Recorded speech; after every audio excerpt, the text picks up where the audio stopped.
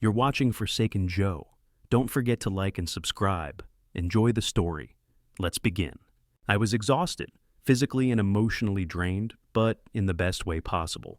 My son had just been born after what felt like an eternity in the delivery room.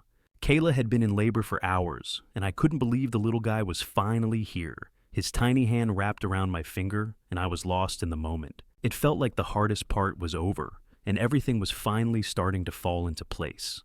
I watched him sleep in my arms, my heart swelling with love for this perfect little being. My mind raced with thoughts of the future, his first steps, first words, everything. I couldn't wait to watch him grow up, to be the best dad I could be. It was overwhelming in the best way. Then I heard Kayla's voice. She was sitting on the bed, still in her hospital gown, exhausted but smiling. But something in her voice made me look up. "Hand me the birth certificate," she said, her tone sharp, almost demanding. I blinked, confused.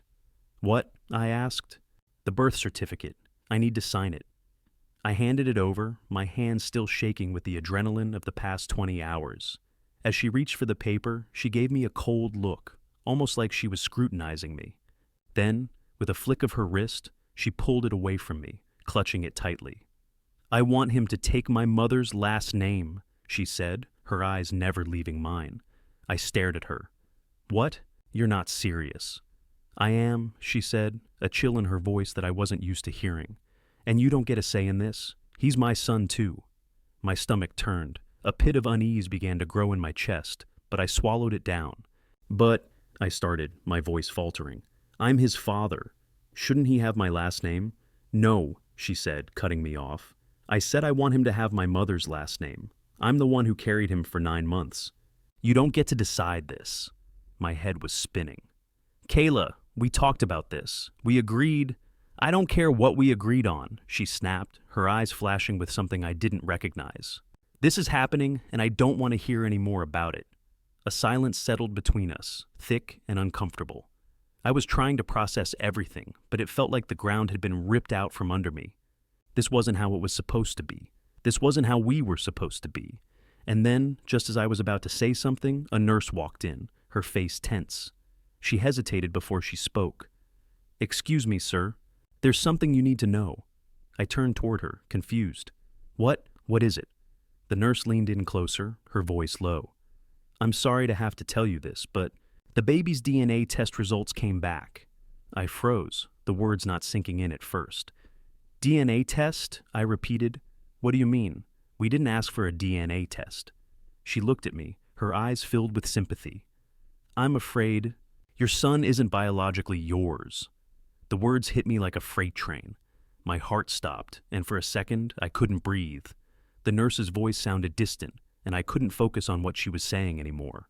All I could hear was the thudding of my pulse in my ears. I turned to Kayla, my eyes searching hers for some kind of answer, some explanation. But instead of regret or guilt, all I saw was disdain. "Kayla?" I whispered, my voice shaking. "What does this mean?" Her expression hardened, and she shrugged, almost nonchalantly. "It means Caleb is the father. Caleb, her boss. The man I had been suspicious of for months now, the man who'd seemed to be around more and more as time went on." I felt the ground shift beneath me, everything I thought I knew unraveling in an instant. You've been sleeping with him?" I asked, my voice barely audible. Kayla didn't even flinch. She looked at me with a coldness I didn't recognize. "Don't make it more than it is, Jack. This wasn't some grand betrayal. It was just easier this way." I felt my world crumble. The baby I had just held in my arms, the baby I had thought was mine, wasn't mine at all. And the woman I had married, the woman I had built a life with, was looking at me with nothing but disdain, as if this was all just some insignificant mistake I was supposed to accept. I blinked, trying to process everything. I couldn't speak. I didn't know what to say. The love I had felt for her, for this family, was slipping away, replaced by something darker, colder, betrayal. The tears in my eyes blurred my vision as I stared at the child in my arms. My son, or at least the child I had believed was mine. Everything felt like a lie. Kayla's voice broke through the silence. "It doesn't matter, Jack. He's mine, and that's all that matters." I could feel the tears burning in my eyes, but I refused to let them fall. This wasn't my fault. I had been played, and I wasn't going to let her get away with this. But even as I thought those words, a part of me knew that nothing would ever be the same. My marriage, my family, the life I had fought for, everything had shattered in a single moment, and I didn't know how I was going to put it all back together. The hours dragged on after that moment, stretching into what felt like days. I didn't sleep that night. I couldn't.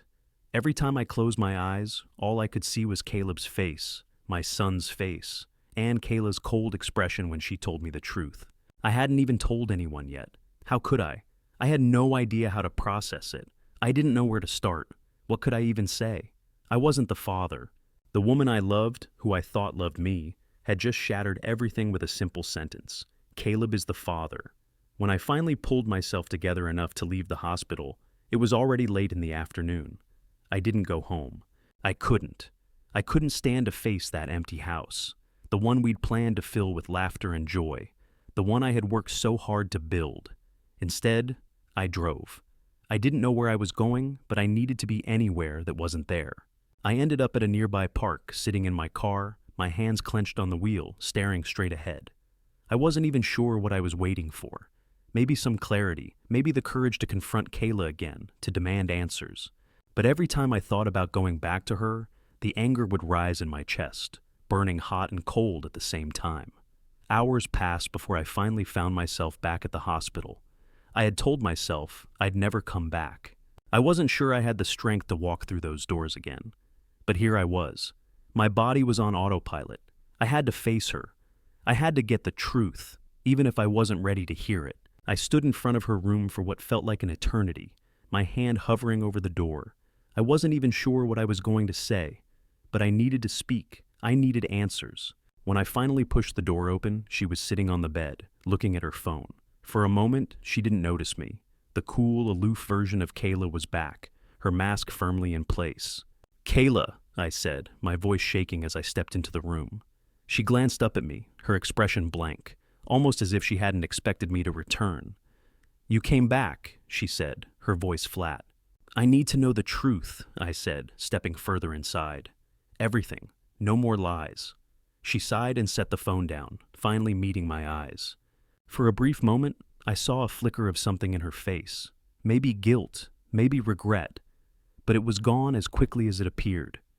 "I told you the truth," she said, her tone colder now. "Caleb is the father. End of story."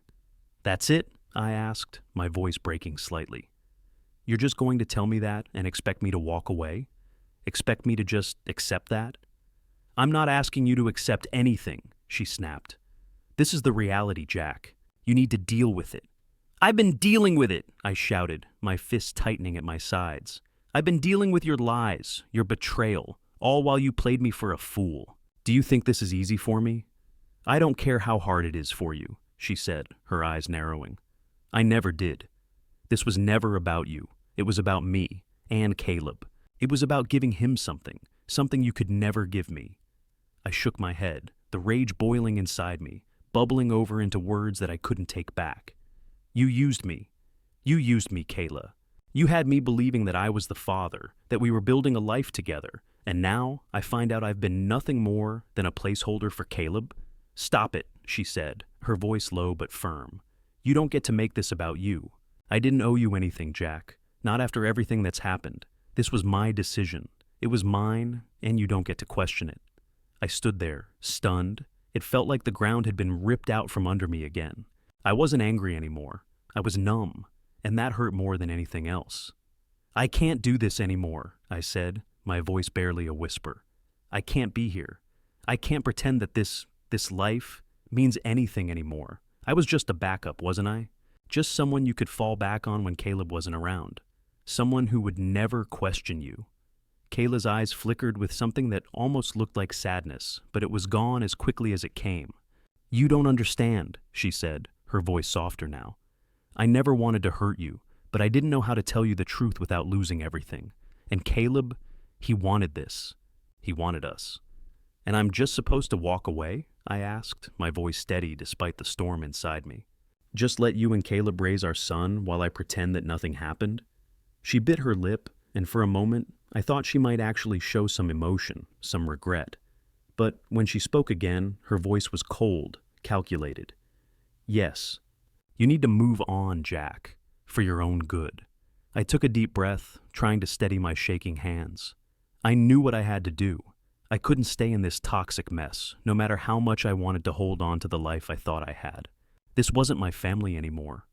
You've made your choice, I said, turning to leave the room. Now, I'm making mine. Kayla didn't say anything as I walked out. I didn't expect her to. The worst part? I knew I was going to have to leave everything behind. My son, my marriage, the future I had built in my head. Everything I thought was real had crumbled to dust, and all I could do was watch as it slipped through my fingers. But maybe, just maybe, it was time to rebuild. Time to reclaim my life, even if I didn't know where to start. As I walked out of the hospital, the weight of what I had just learned began to sink in. I didn't know how long it would take, or if I would ever truly heal. But I knew one thing for sure. I couldn't go back to the way things were, and that realization somehow gave me the smallest sense of peace. I left the hospital in a daze, my mind racing. I don't even remember the drive home. It was as if I were floating outside of my own body, watching everything unfold from a distance. I couldn't grasp the weight of it.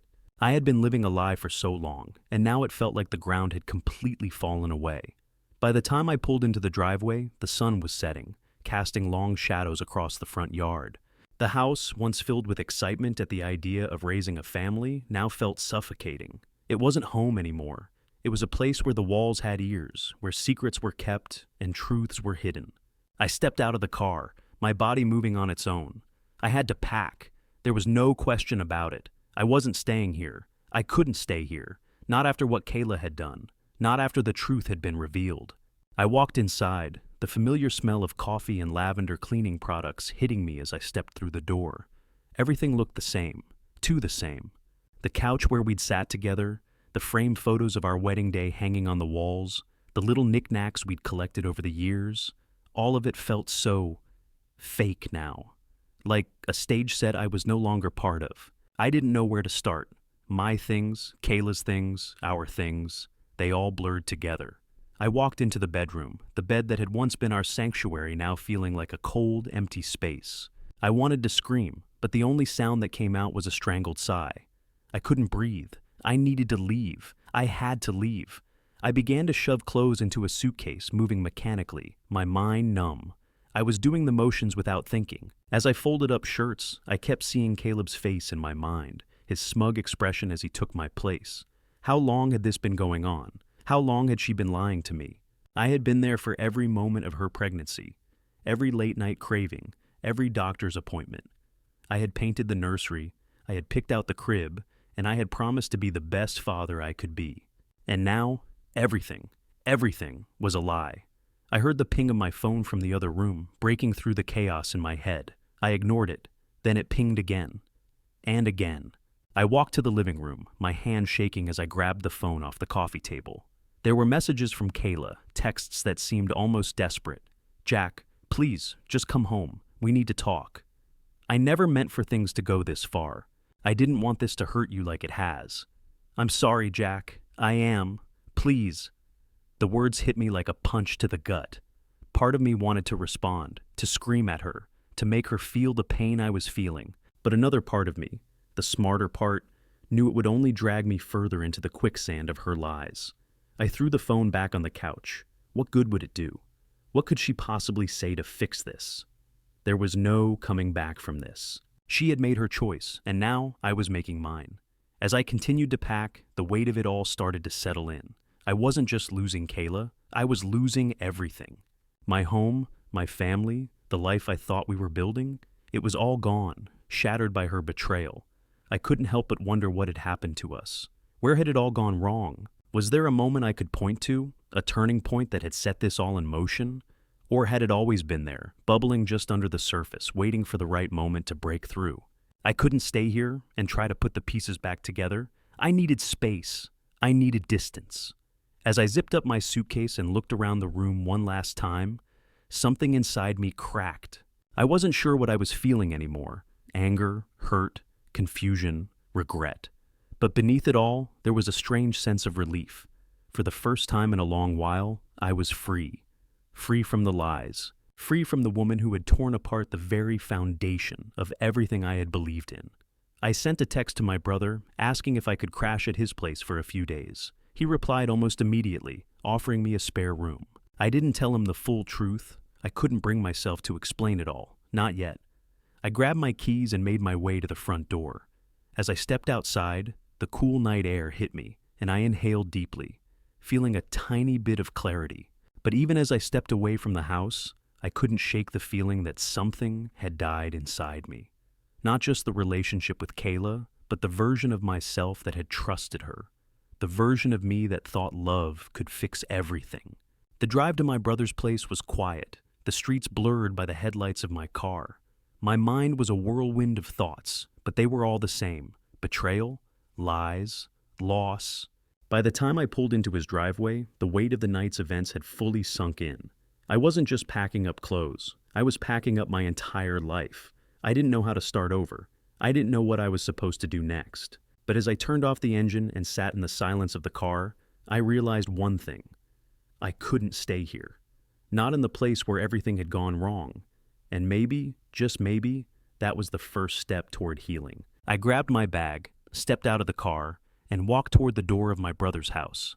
My new life was waiting for me, even if I didn't know what it would look like. For now, all I had was the hope that tomorrow would be different. But I couldn't shake the thought that no matter how much I wanted to move on, my past, my broken family, would always be there, haunting me, asking me to make sense of the mess they'd left behind. It had been a few days since I left the house, since I walked away from everything.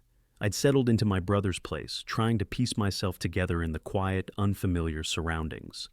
The air was different here, cleaner, quieter. But it didn't matter. The weight of what had happened hung over me like a dark cloud, and no amount of space could erase the sting of betrayal. I didn't want to talk to Kayla. I didn't want to hear from her. Didn't want any more of her manipulative apologies or explanations. But it was inevitable. The silence was broken when I woke up one morning to a text. "Jack, I know you're angry. I get it. But please, I need you to keep the health insurance active for the baby. I can't do it without you right now." I stared at the message for a moment, the words sinking in slowly. Of course, she needed something from me. It wasn't about healing or fixing what had been broken. It was always about what she needed. I felt a wave of disgust flood through me. How could she still ask me for something after everything, after what she had done? But I also couldn't help but feel the smallest pang of guilt. Wasn't that my responsibility? I stared at the screen for a moment longer, my fingers hovering over the keyboard. The weight of it all felt suffocating. I had given her everything. My trust, my love, my money. And now she was still trying to manipulate me into cleaning up the mess she'd made. It made me sick. I was about to delete the text, ignore it like I had ignored everything else she had thrown my way, when my phone buzzed again. This time, it was a call. Kayla. I let it ring out, my finger hovering over the red button, but I didn't answer. I couldn't bring myself to hear her voice again, to listen to her explain away her actions, to make excuses. The call ended, but just a minute later, another text came through. "Jack, please. I'm not asking you to forgive me. I'm just asking you to help me out with this. Please." The plea was genuine. She was desperate. I could hear it in her words, and part of me almost wanted to help. But I knew better. This wasn't about helping her. It was about me being her safety net again. A net that I had to let go of. I set my phone down and stared at the ceiling for a few minutes, letting my emotions settle, trying to think clearly. Part of me wanted to scream at her, to remind her of everything she had done, to remind her that she didn't get to use me anymore. But another part of me, a part I hated, was still holding on, still caring, still wanting to do the right thing, even when it felt wrong. I couldn't keep doing this. I couldn't keep being the one who cleaned up her messes, the one who picked up the pieces. She wasn't asking for forgiveness, she was asking for control, and I wasn't going to give it to her anymore. I grabbed my phone again, this time typing out a message. My fingers hovered over the screen for a few moments before I hit send. "You want help? Get it from Caleb. He's the one you've been sleeping with. He's the one who should be helping you." The moment I hit send, I felt a rush of relief, like a weight had been lifted off my chest. I wasn't going to be her backup anymore. I wasn't going to let her manipulate me into cleaning up after her. She had made her choices, and now it was time for me to make mine. I set the phone down and took a deep breath. It wasn't easy. In fact, it felt like I had just severed a part of myself. But I had to do it. I had to stop being the person she used. The phone buzzed again. Another message from Kayla, but I didn't even look at it. I couldn't. I couldn't let myself get sucked back into her orbit. I walked into the living room, where my brother was sitting on the couch, watching TV. He glanced up as I entered, his eyes lingering on my face for a moment, probably noticing the tension in my body. "You good?" he asked, his voice quiet. I nodded, forcing a smile. "Yeah, just trying to move on, you know?" He nodded slowly, his gaze softening. "I get it. You don't have to do this alone, man. We're here." I appreciated the offer, but I also felt like there was no one who truly understood the depth of what I was going through. No one could fully understand the emotional toll of what had just happened, of being betrayed by the person you trusted most. But as I sat down next to him, I felt a small flicker of hope. It wasn't much, but it was something. Maybe, just maybe, I could start over. Maybe I could rebuild. And even if I couldn't get everything back, I could take back control of my own life. As the hours went by, the phone stayed quiet. No more texts, no more calls. And for the first time in days, I allowed myself to breathe. I was free. And that scared me more than anything, because it meant I had to face the reality of being alone. But it also meant I could finally start to heal, to figure out who I was without her, without the lies. The quiet in the house was deafening, but somehow it felt like peace. It was a few days later when the next bombshell hit me. I had just gotten comfortable in my new routine, staying at my brother's place, avoiding the mess that had been my life, when my phone buzzed. I wasn't expecting anyone, so I thought it was just another one of Kayla's desperate messages, or a call from my parents trying to guilt-trip me into coming back. I wasn't ready for what I saw when I glanced at the screen. It was Caleb. I hesitated, staring at the name. My first instinct was to ignore it. I didn't need to hear from him. What could he possibly say that would make any of this better? But something in me couldn't look away. Maybe it was the unfinished business, the need to know the truth, to hear from the man who had shattered everything. I picked up the phone, my heart pounding in my chest. "Jack?" Caleb's voice was thick, almost strained, like he wasn't sure what he was about to say. "Yeah, it's me." My voice came out colder than I meant it to, but I didn't care. I know this is probably the last thing you want right now, but I need to talk to you." I leaned back in my chair, gripping the phone tighter. "About what? What could you possibly have to say to me?" He let out a long breath, the kind of sigh you make when you know you're about to say something that can't be taken back. "I found out about the DNA test. I didn't know until just recently. I had no idea until Kayla told me." Something twisted in my stomach. I'd known that Kayla had kept him in the loop, but hearing it from him, hearing it like he was just as blindsided as I was, felt strange. It made me feel like maybe, just maybe, I wasn't the only one who had been used. "Yeah?" I said, trying to keep my voice even. "And what do you want me to do about it?" "I'm not calling to apologize, Jack," he said, his tone honest but guarded. "I'm calling because I know she's been manipulating both of us. I didn't know what she was doing to you until after I got the call from her about the baby." I stayed quiet, letting him speak, trying not to let the rage bubble over. "I thought she was just confused," he continued. "But I found out she'd been planning this for months. She made it clear to me that she wasn't interested in a relationship with me. Not really. She just wanted me to be the father for the baby because I had the right DNA." I snorted, shaking my head, even though I knew he couldn't see me. "So, you were just a sperm donor then?" "Pretty much," he said, a bitter laugh in his voice. "But I didn't know that at the time, and now I feel like I'm just as much a pawn in her game as you are." I couldn't believe what I was hearing. It didn't make sense. If he was feeling used, then what the hell had Caleb been doing to me?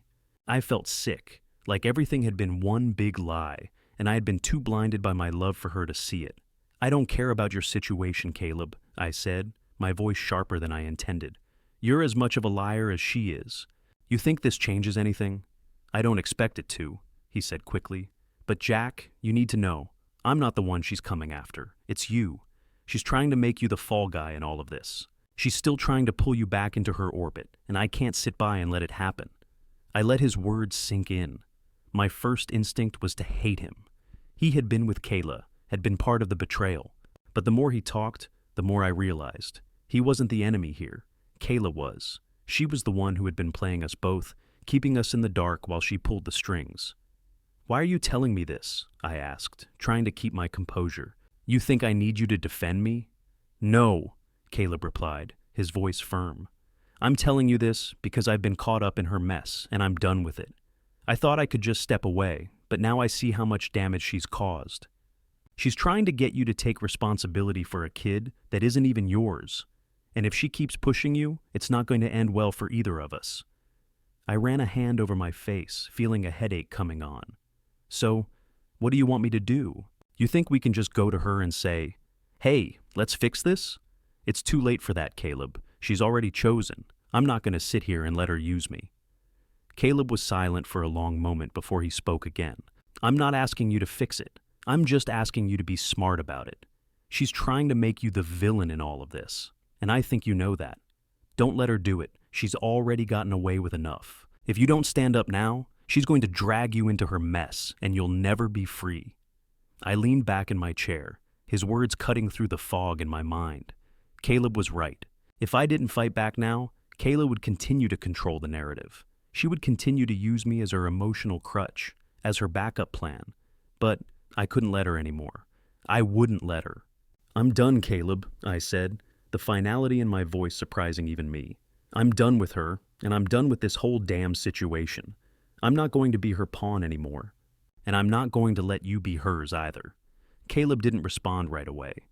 I think he was waiting for me to change my mind, to soften, but I wasn't going to. I couldn't. Not this time. "I'm with you," Caleb finally said, and I could hear the sincerity in his voice. "We need to figure this out. Together." "Together?" I repeated, still a little taken aback. "How? You really think we can work together?" "We don't have to like each other," Caleb replied. "But we both want the same thing, to get away from her, to stop being manipulated." I was quiet for a moment, then nodded to myself. It was strange, knowing Caleb was the one who understood what I was going through, but I couldn't deny that he was right. We both had to fight back. We both had to stop Kayla from tearing us apart. "We'll take her down," I said, the words coming out with more resolve than I had felt in days. "One way or another, we'll make sure she doesn't get away with this." For the first time since everything had gone to hell, I felt like I might actually have a chance to regain control. It wasn't going to be easy, and it wasn't going to happen overnight, but at least now I wasn't alone. And maybe, just maybe, there was a way out of this mess. A few days after my conversation with Caleb, we began to put a plan in motion. It wasn't going to be easy, but we both agreed on one thing. Kayla had to be exposed. We couldn't let her manipulate both of us any longer. The lies, the betrayal, the mess she had created, it all had to come to light. Caleb and I agreed to meet at a coffee shop halfway between our places. I didn't know what to expect when I saw him again. He was still the last person I wanted to associate with, but the more I thought about it, the more I realized that, for all our differences, we were in the same boat. We both had been played. I got to the shop first, finding a corner booth by the window. The atmosphere was calm, quiet, just the kind of place I needed to think without distraction. I ordered a coffee, sipping it slowly as I waited. Caleb showed up about 15 minutes later, looking tired and worn. His face was drawn, his eyes rimmed with dark circles, but when he saw me, he offered a small, tired smile. "Glad you could make it," he said, sliding into the seat across from me. "Let's get to it," I replied, my voice flat. I didn't have time for small talk. We both knew why we were here. Caleb leaned in, speaking quietly. "I got the nurse who ran the DNA tests. She's willing to help us. She's scared of Kayla, but she's agreed to come forward with everything she knows if we need it. She's the one who saw the results, Jack. She can verify everything." I nodded. The idea of using the nurse as a witness felt like the first real step in taking Kayla down. She couldn't lie her way out of this one. "We need more than just her testimony," I said. "We need documentation, messages, something that shows this wasn't just some one-time thing. She's been planning this for months. If we don't have the proof, we don't have anything." Caleb's eyes darkened, his hands fidgeting with the coffee cup in front of him. "I've got something that might help. Kayla sent me a few texts a while back, after she got pregnant. At first, I thought they were just her venting, but now, looking at them with all this, it's clear she was already making her moves. She knew what she was doing." "Let me see them," I said, my stomach twisting at the thought of what he might be showing me. But I needed the proof. We both did. He pulled out his phone, tapping through a few screens before he handed it to me. The messages were chilling. I don't know if I can do this anymore. I love Jack, but I don't think he's going to be the right fit for this. Caleb is stable. I need him to be involved more than Jack knows. We can do this? I'll tell Jack whatever I have to, but Caleb needs to be the one to step up when it comes to the baby. I'm gonna make this work. I scrolled through a few more, each one feeling like a punch to the gut. She'd been plotting this all along. It wasn't a mistake. It wasn't a moment of weakness. It was a calculated move. This is what we need, I said, feeling the weight of the betrayal press down on me even more. We show her for what she is: manipulative, lying, cruel. Caleb nodded, but there was something about the way his jaw was set, the way he wouldn't meet my eyes, that made me pause. "What's going on?" I asked, already sensing there was more. "I've been talking to the nurse," he said, his voice lower now. "She's scared, and she's not the only one. There's something else going on here, Jack, something bigger than just us." "What do you mean?" I asked, leaning forward. "She's not just manipulating us," Caleb continued, his eyes shifting nervously. "She's been doing it to everyone. There are people, Jack, people she's been using to get what she wants. It's like she's been building this whole network, this web of control." I blinked, trying to process what he was saying. "A network? Who else is she involved with?" "I don't know," Caleb admitted, "but I think she's been playing both of us off each other. She's had me thinking I was the only one, had you thinking you were the only one. But it's bigger than that. She's been getting what she wants, one step at a time, using us to do it." My head was spinning. I had thought Kayla's betrayal was the worst thing to happen, but now it seemed like there were deeper layers to it all. This wasn't just a failed marriage, it was something darker. "We need to expose everything," I said, my voice firm now. "All of it. She can't get away with this. She's played us both like fools, Caleb. It's time for her to pay." Caleb nodded, his expression finally hardening. "I'm with you. I don't care what it takes. We're bringing her down." The air between us seemed to shift in that moment. The tension that had been hanging over us, between two men who had been duped by the same woman, finally felt like it was clearing. "Let's get everything we can," I said, standing up from the table. "We've got a long road ahead, but I'm not letting her win. Not now, not ever." Caleb stood as well, his eyes focused, determined. "No one's winning, not her, not us. But we'll make sure the truth comes out." As we walked out of the coffee shop, I felt something I hadn't felt in days. Hope. Hope that I wasn't fighting this battle alone anymore. Hope that, maybe, just maybe, I could take back control of my life. It wouldn't be easy, it wouldn't be quick, but I was ready for whatever came next. Kayla's reign of manipulation was over, and I was going to make sure of it. It had been weeks since Caleb and I started our plan to take Kayla down. We'd gathered everything we could: texts, photos, even documents from the nurse who had seen the DNA results. The truth was finally coming together, but the weight of it still hung over me, like a storm cloud threatening to break. I had moved out of my brother's place and found a small apartment on the edge of town. It wasn't much, but it was mine. For the first time in what felt like forever, I was starting to feel like I could breathe again. The loneliness was still there, gnawing at the edges of my thoughts, but I didn't care. I needed space to think, to process everything that had happened. Kayla hadn't tried to reach me directly in a while. I had ignored her calls, her texts, and her voicemails, but I knew she wasn't done yet. People like her didn't just walk away from the messes they had made. They always came back, always found a way to worm their way back into your life, into your thoughts. One evening, I was sitting in my apartment, scrolling through my phone, when I saw it, a new message from Kayla. "Jack, I'm sorry for everything. Please, let's talk. You know this isn't what I wanted." I stared at the screen for a long time, my finger hovering over the reply button. I wasn't sure what I was expecting from her, but I knew one thing for sure. She wasn't sorry. She never was. I started typing a response, my fingers shaking as I did. "You don't get to apologize for what you've done, Kayla. You don't get to manipulate me anymore. I'm done." I hit send, my heart racing. For a moment, I felt a sick rush of guilt, like maybe I'd pushed too far, said too much.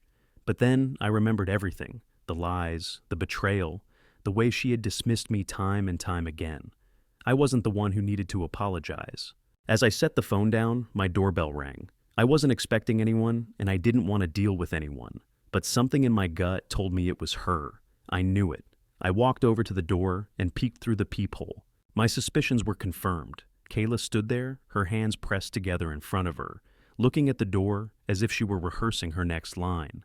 I felt a knot tighten in my stomach. I opened the door slowly, keeping the chain lock in place. "What do you want, Kayla?" I asked, my voice cold. Her eyes softened as she looked at me, but I could see the faint edge of frustration in her face. "Jack, I need to talk to you," she said, her voice quieter now, almost pleading. "Please, let me in." "I swear, I just want to explain." I shook my head, keeping the door firmly in place.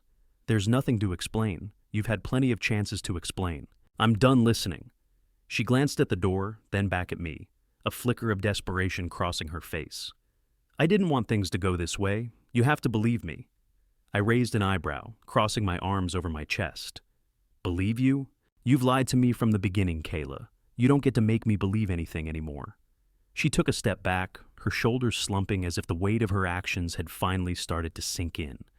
"Jack, please, I'm sorry. Her voice faltered, and I saw something I hadn't seen before.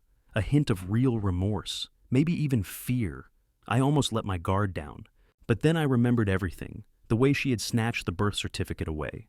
The way she had dismissed my concerns. The way she had coldly told me Caleb was the father. I couldn't do this anymore.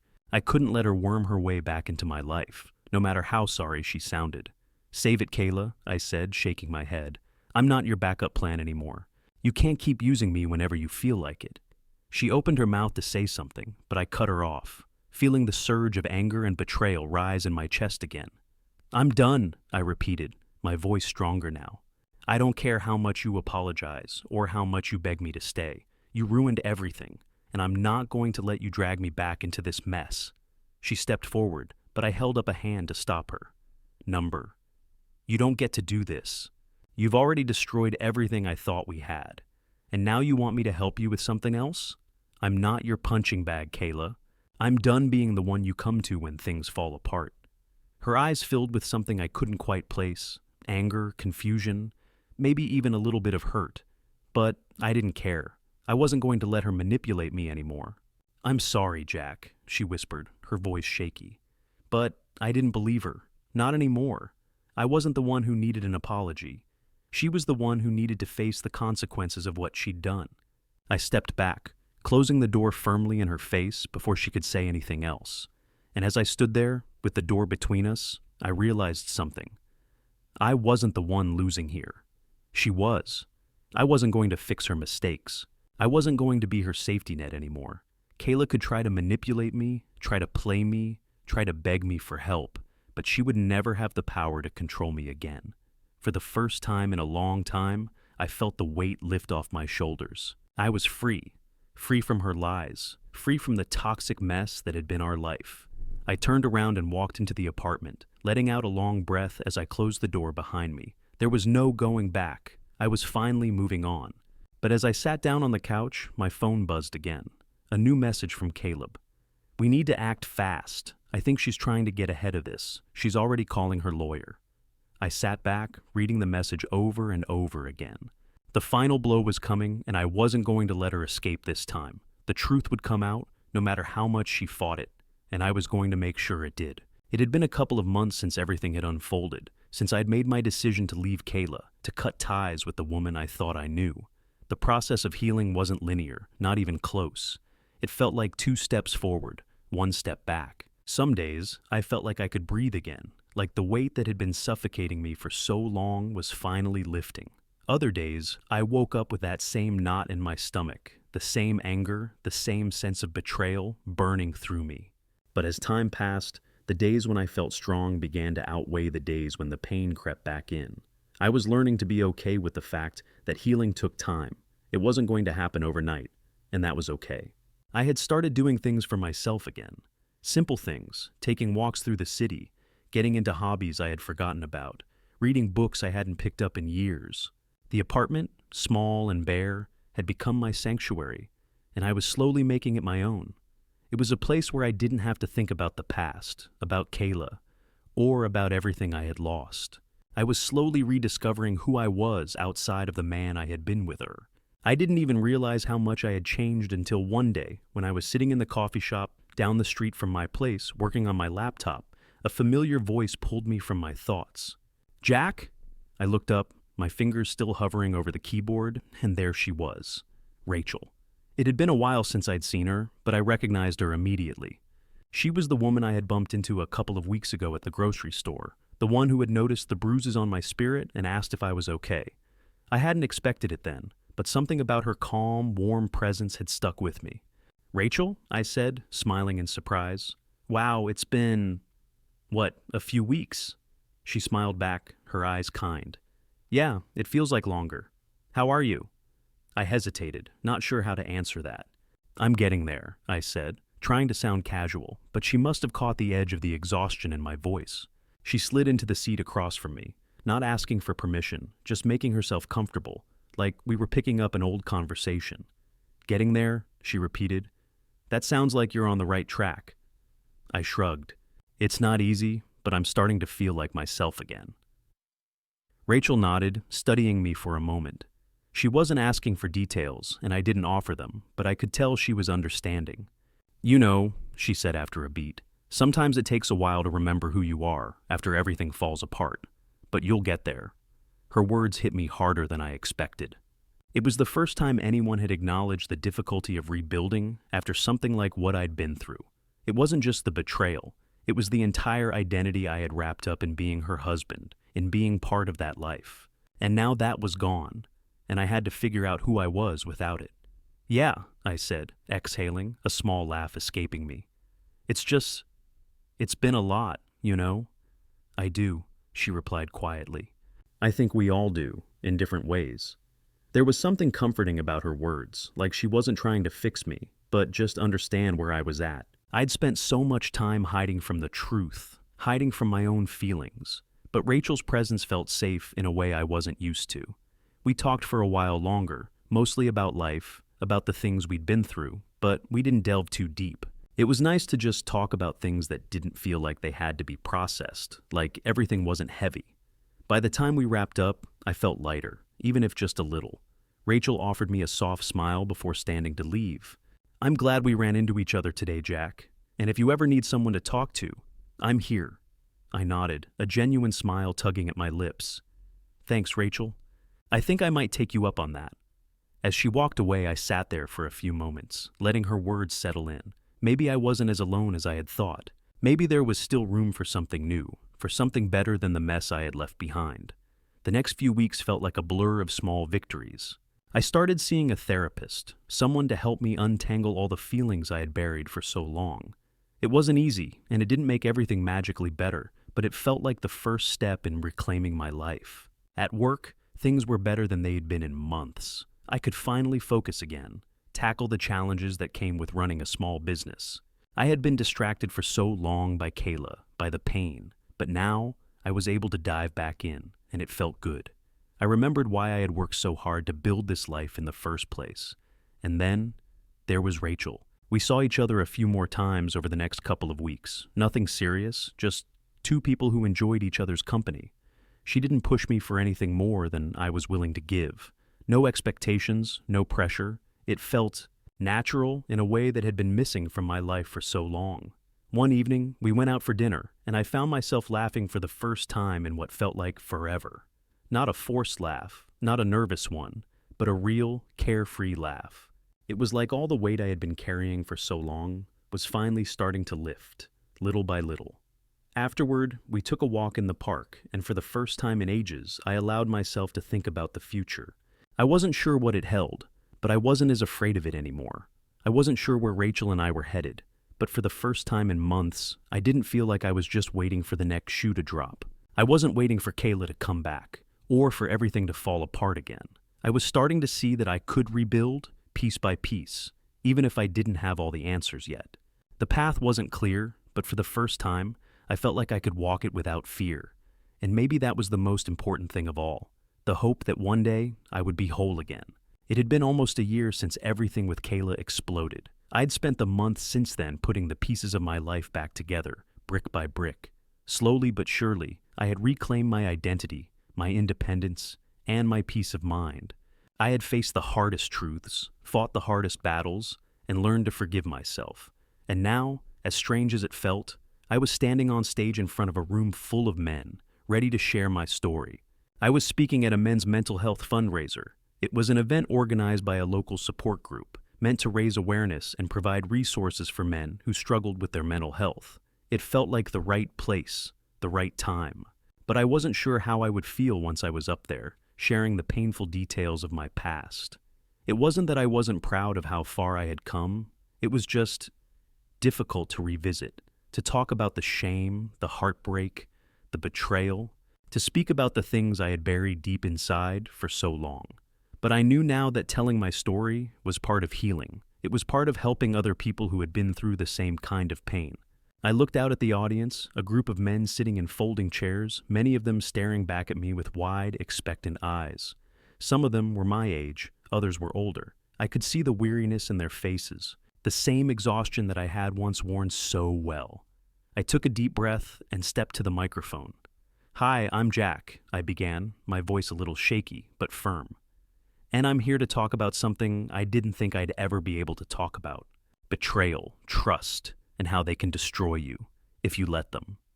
The room fell silent, and I felt the weight of the words settle in. It wasn't easy. It was harder than I had imagined, but I knew this was necessary, for me and for them. "I spent years being there for someone who wasn't there for me," I continued, "for someone who I thought I could trust with my heart, my life, my future. But in the end, I was just a pawn in her game.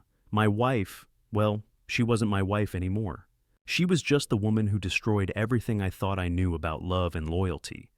A few people shifted in their seats. I wasn't sure what they were thinking, but I had to keep going. "I learned something I didn't want to know," I said, my voice steadier now. "That you can give someone everything, your time, your energy, your love, and they can still turn their back on you. They can lie to you, use you, and never think twice about it. I learned that betrayal doesn't always come from the outside. Sometimes it comes from the person you trust most." I paused, feeling the knot in my stomach tighten. This was the hardest part, the truth that still stung, even though I had worked so hard to let it go. "But here's the thing," I continued, my voice growing stronger. "I learned that betrayal doesn't have to break you. I could have stayed in that darkness, in that place where all I could think about was the anger, the hurt, the feeling of being used. I could have let it consume me, but I didn't. I decided that I wasn't going to be her victim. I wasn't going to be the guy who kept getting dragged into the mess she made." I saw a few heads nodding in the crowd. Some of them were older, grizzled men, but I saw the recognition in their eyes. I wasn't the only one who had been broken. I wasn't the only one who had been hurt. "I started to rebuild," I said, the words coming more easily now. "I started to figure out who I was without her, without the lies. And that's when I realized I'm not alone in this. There are a lot of men, just like me, who are stuck in the toxic relationships, in situations where they're being used, manipulated, and controlled. But we don't have to take it. We can break free. It's not easy, but it's possible." The room was quiet, but it wasn't the uncomfortable kind of silence. It was the kind of silence that comes when people are truly listening, truly absorbing what you're saying. "I'm still healing," I admitted, my voice softer now. "There are days when it feels like everything's falling apart again. There are days when the anger comes back, when the memories come flooding in. But I'm learning. Every day, I'm learning to be okay with that, and I'm learning to forgive myself." I took another breath, letting the words sink in. This was it. This was the moment when I had to decide what kind of man I wanted to be. To anyone who's out there, struggling with the same kind of thing, whether it's a toxic relationship, a betrayal, or just the weight of feeling like you're never enough, listen to me. You are enough. You are worth more than the lies people tell you. And you can rebuild your life, piece by piece. It won't be easy, but you don't have to do it alone. There's always a way forward. The room was silent for a moment longer before a few hands clapped, then a few more. The sound slowly built until the entire room was applauding. And for the first time in a long time, I didn't feel like I was standing on the edge of a cliff, waiting for it all to crumble. I felt like I was standing on solid ground. After my speech, I stepped down from the stage, my hands still trembling, but not with fear, With the release of everything I had been holding on to for so long, the weight had lifted. A young man approached me, his face still raw from whatever he had been through. "Thank you," he said, his voice shaking. "Your story, it helped me more than you know." I smiled, the first real smile I had felt in ages. "You're not alone," I said. "None of us are." And as the evening went on, I realized something I hadn't let myself realize before. I had made it. I had survived the worst thing that had ever happened to me, and I was still standing. I was stronger for it. And maybe, just maybe, I was finally ready to move forward, with Rachel, with my life, with whatever came next. For the first time in a long time, I felt like I was exactly where I needed to be,